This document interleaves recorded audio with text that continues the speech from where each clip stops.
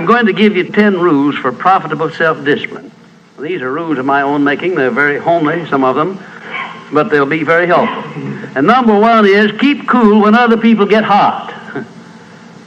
I know you can agree with that one, but I'm not so sure that you'll always live up to it. We're inclined, all of us, to get hot when the other fellow gets hot. Say angry things when the other fellow starts saying angry things.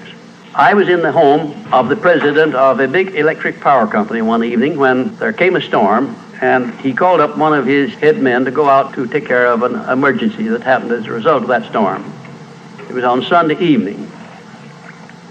The man was gone about 2 hours, and when he came back, he came up on the front porch of the home of this man and called him out on the porch, and I never heard a man get such a tongue lashing in all my life as this president of the electric power company gets. He says, you blankety blank blank, you think because you're the president of the company, blankety blank blank, and I'm just as good as you are, blankety blank blank. Oh, it was terrific. I only heard one side of the conversation because there was only one side of it.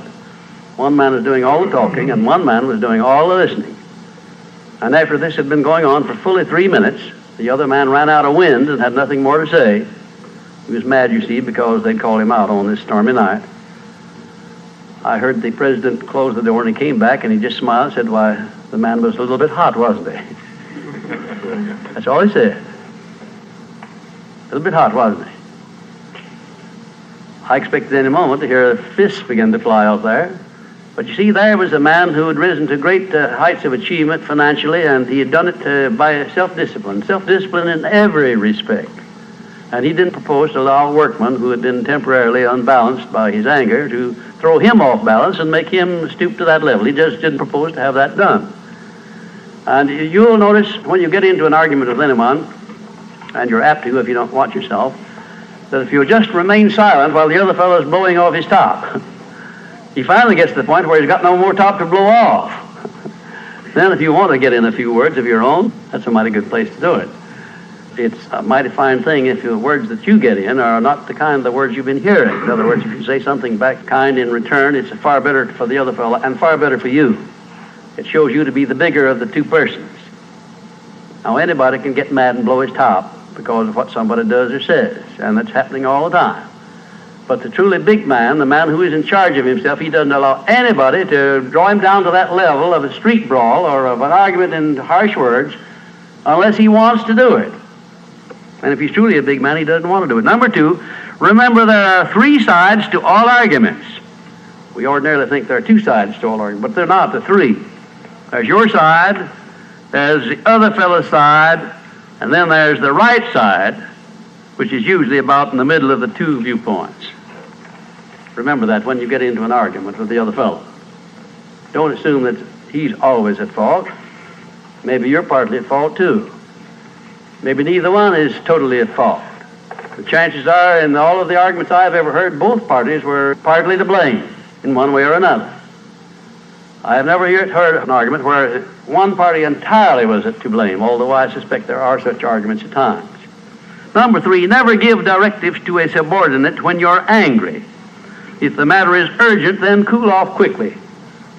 Number 4, treat all people as nearly as possible as if they were rich relatives from whom you expected to be remembered in their will.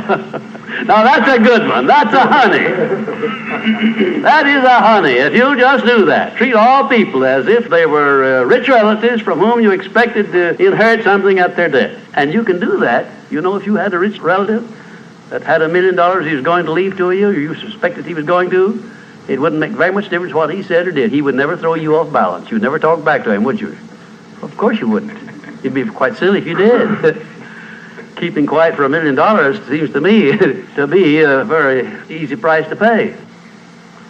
Number 5, look for the seed of an equivalent benefit in every unpleasant circumstance with which you meet, no matter what the unpleasant circumstance is. Make it a point to discipline yourself so that you look for that seed of an equivalent benefit, and you start looking in connection with the circumstance. Don't wait a week or two till you've all worked yourself up about it. Start right in where you stand. It'll lessen the blow. It'll lessen the hurt of the wound, whatever it happens to be, if you start looking for that seed of an equivalent benefit. And number 6, learn the almost forgotten art of asking questions and then listening to the answers instead of getting the other fellow told off. It gives you an awful lot of satisfaction when you're angry to get the other fellow told, doesn't it? And the temptation is very great to do that. I know, because I've been there many times. Don't do it. Be bigger than that. Listen to what the other fellow has to say, and then when somebody makes a statement that you're not sure about, learn to ask this one question. It's one of the most important questions in life. It'll serve more purposes than any other short question that I can think of. When somebody makes a statement that you're not sure about, or that you doubt, or that you question, ask a 4-word question. How do you know? And then wait for an answer and see him squirm. Oftentimes there is no answer. People make wild statements that they can't back up. And instead of getting into an argument and making an incident out of the matter and getting yourself worked up into an argument, let the other fellow stew in his own fat by putting him over the barrel. But that question, how do you know? I had a clergyman in my class once who was very, well, I just don't know exactly how to describe him. He was a fanatic, you might say, on the subject of religion. And he was sure that he knew exactly what was going to happen to me after death. He said so in no uncertain terms, not in the class, but in a private conversation. And he raved and ranted for quite a little while about it. And when he got through, I said, how do you know, parson? And that really put him over the barrel. He said, that's the way I feel about it. That's my faith. I said, well, now, having belief and faith is one thing, but having evidence is something else again. How do you know what's going to happen to me after I die? I don't know, and I doubt that you do. How do you know? Well, he never did give me a satisfactory answer. There are a lot of questions that come up in life in connection with which, if you'll ask that one thing, how do you know, you'll find that the other fellow will be off balance, and you don't need to make an incident out of what he says. You don't need to get mad at what he says. 7, never say or do anything which may influence another person without first asking yourself this question: will it benefit him or hurt him? And if it will hurt him, don't do it. Don't say anything or do anything that would hurt another person under any circumstances, no matter how much he may deserve it. Exercise self-discipline. Don't do that, because if you hurt another man, you're going to hurt yourself 10 times as much at least, because that hurt will come back on you. I don't care who you are nor what circumstances you're working under or living under. If you hurt another person, you will be hurt 10 times as much. And if the hurt doesn't come immediately, the rate of interest on that is compound interest on compound interest, and it'll be 100 times as great if you wait long enough.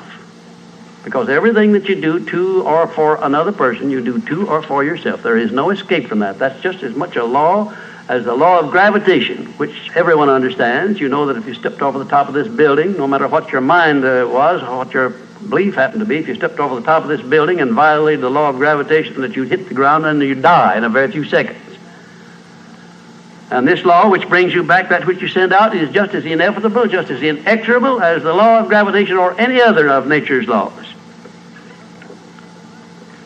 Number 8, learn the difference between friendly analysis and unfriendly criticism.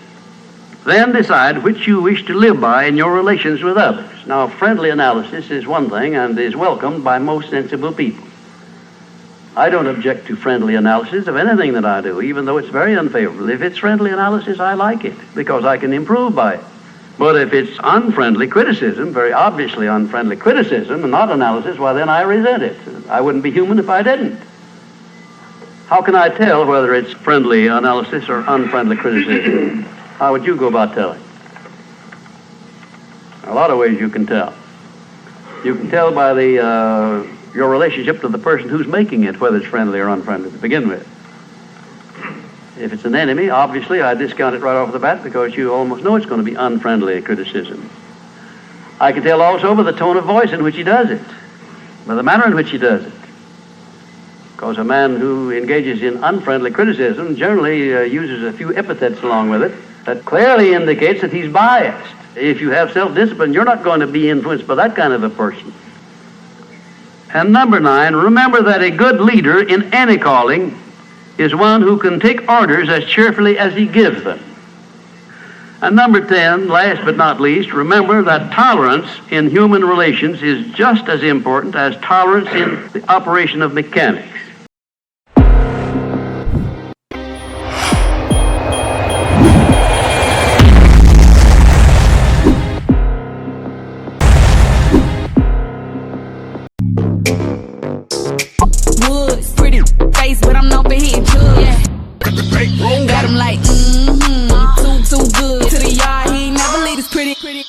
on God. Broke, too good. Real boss, nigga got the woods. Pretty face, but I'm known for hitting jug. Yeah. Got him like, too good. To the yard, he ain't never leave this pretty on God. Broke, too good. Real boss, nigga got the good. Real boss, nigga.